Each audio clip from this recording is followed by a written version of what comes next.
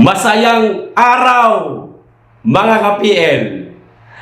Para lang po masabi ng ating mga kababayan na kuno, suportado ni Marcos ang rally ng Iglesia ni Cristo. Abay naglabas po ng memorandum si Da Junior, mga kababayan. Kasabay po ito sa gagawing rally ng Iglesia ni Cristo sa darating po na January 13. Na kung iintindihin po nating maigi, mga kababayan, tila bagay nagsusumipsip na itong mama sa mga taga-Iglesia ni Cristo. Nagsusumipsip o baka naman nanginginig na ang tumbong mo.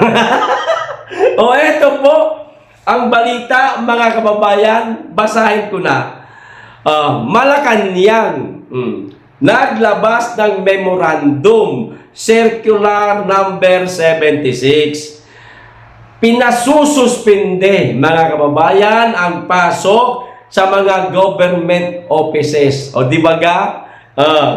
At klase sa lahat ng antas sa Lunes, January 13, 2025. So, lumalabas po, mga kababayan, oy, wala muna kayong trabaho ha. Lahat ng government offices nang sa ganon, siyempre, unang-unang dahilan niya siguro dyan, mga kababayan, para nga naman, hindi matraffic. Di ba? Malate sa trabaho kasi nga, napakaraming tao niyan. Sigurado, milyon ang inaasahang dadalo dyan. No? Para hindi kayo mahuli sa trabaho, suspendin na lang natin yan. Bilang suporta na rin sa Iglesia ni Cristo. Parang ganun lang baga. At kayo na rin, mga estudyante. Wala rin kayong klase ha. Lahat ng antas. Ayan, mula kinder. Ayan. Hanggang sa kolehiyo. Relax muna kayo dyan. Manood muna kayo sa rally ng Iglesia ni Cristo. Parang ganun lang baga.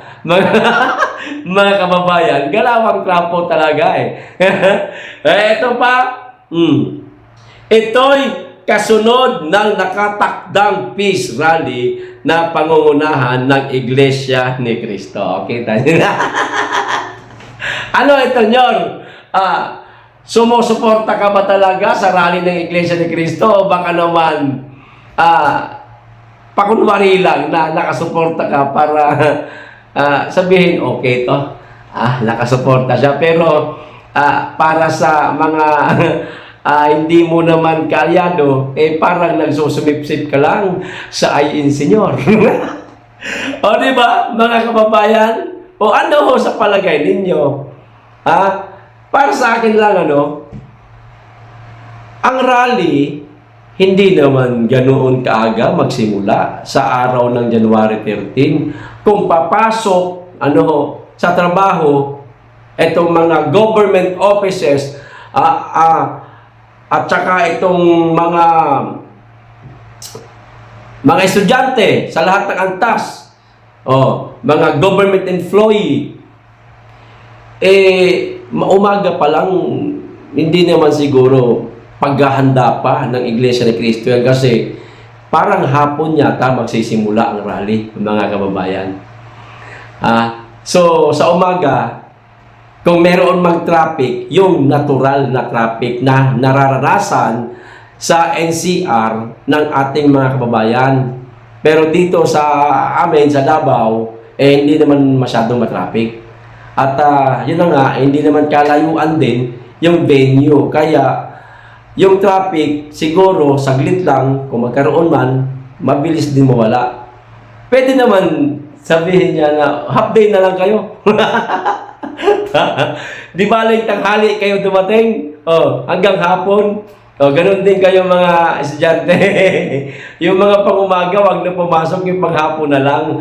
Para sigurado yung pang-umaga hindi mahuli sa eskwela. Pero mga kababayan, suspendido ho lahat ng mga government offices, mga empleyado, at ang mga estudyante, ganun din mga kababayan.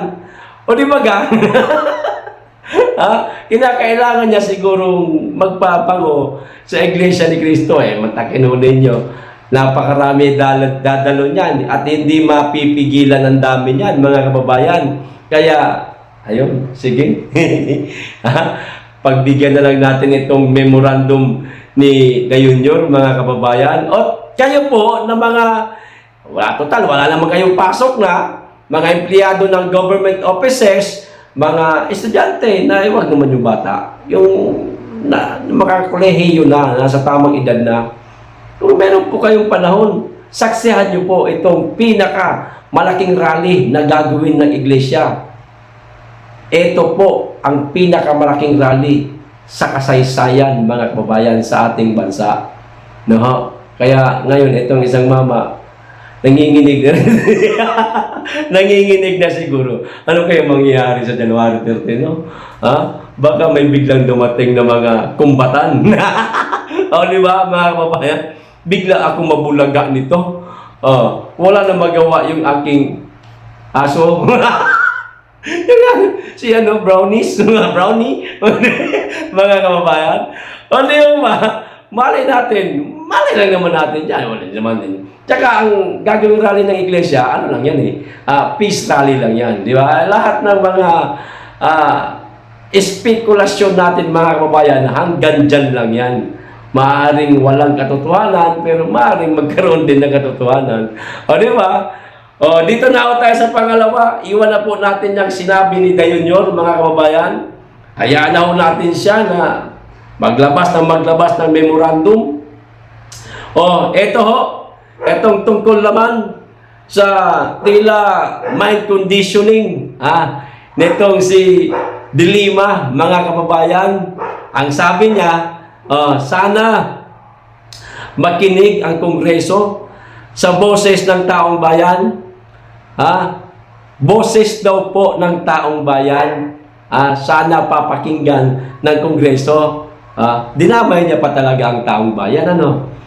Ayon kay Attorney De Lima o Laila De Lima, mas marami raw na mga Pilipino ang gusto na ma-impeach si Vice President Sara o si VP Sara sa kanyang pwesto.